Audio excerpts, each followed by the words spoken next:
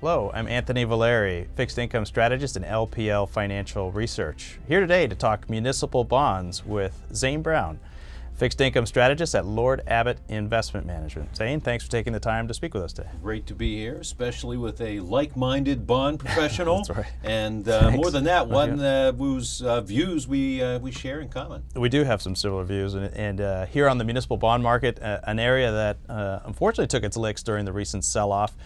But I think there's some opportunity there, some attractive valuations, especially when you look at some of the opportunities in the taxable market.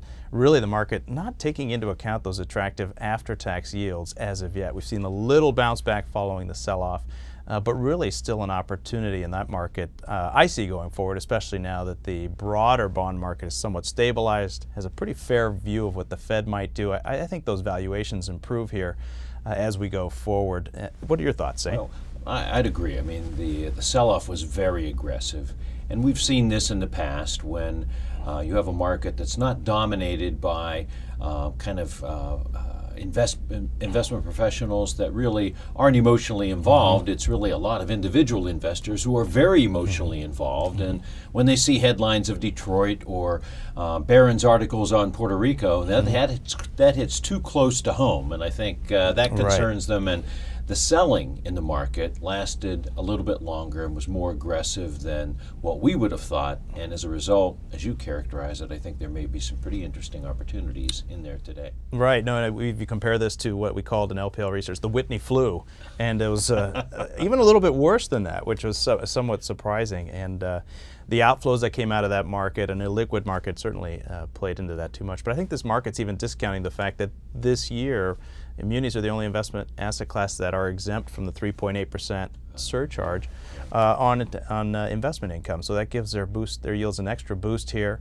I do like the longer portion of the yield curve. I think the valuations are a little more compelling there, but I think intermediates make a lot of sense here as well in the high quality muni market. Yield curve also very, very steep, so you pick up a lot more extra yield by going into that intermediate and longer term space.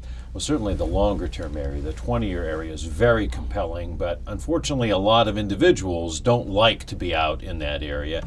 But doesn't matter if they only want to stay in the 5 to 10-year area. There's great value, as you point out, in that area.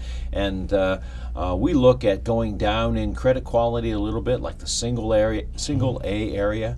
When you look at a lot of single A municipals, you compared it to the post-Whitney era. In that environment, things got really beaten up badly. And we look at it, and things look even worse now than what they did then. I think there is an opportunity, and just like it took a while for it to go down, we find that in the municipal market especially, these things take a while to reverse. So the opportunities are there for a while. You mentioned Puerto Rico and the Detroits of the world. I see that as a very limited, a more representative, isolated event in the muni market, and not representative of the broad credit quality. And certainly Detroit, been years in the making. Puerto Rico, obviously, certainly some poor fundamentals there, but I think default's a ways off. But I do think it's not to be characterized with the broad brush for the broader muni market. I think credit quality broadly improving it. We're seeing it in state and local revenues here. So curious your thoughts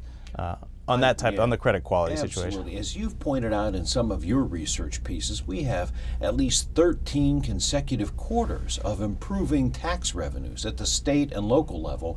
And that really, I mean, the broad brush is that a lot of municipalities are doing so much better than they have been over the last several years, and they continue to improve. And it's even property taxes that are improving now as well. So the headline articles are certainly the rare cases, and they will cause pain for the people living there and for the people who own that specific paper, but a broadly diversified portfolio of municipals, many times in your portfolios or ours, wouldn't include Detroit. And to the extent that there is Puerto Rican paper in portfolios, they seem to be in a different situation than what Detroit is, and they are making some progress in terms of finding additional revenues, being able to collect taxes a little bit better, and at least making some progress towards improving their fiscal situation. And now, speaking of defaults, we talk a little bit about the high yield muni market.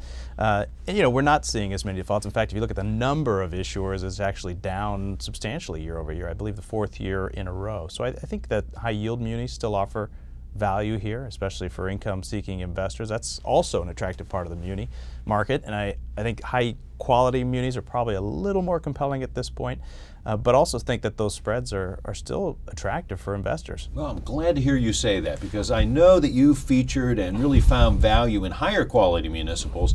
I'm probably a little bit more of a risk taker. I've always liked the high yield area, but oftentimes that's at odds with why people are getting in the municipal market. They think, okay, this is where my safe money is supposed to be, and they never think of going way down in quality to the high yield area, and so it's probably tends to be more undervalued on an ongoing basis, but certainly I think there are some compelling values there as well.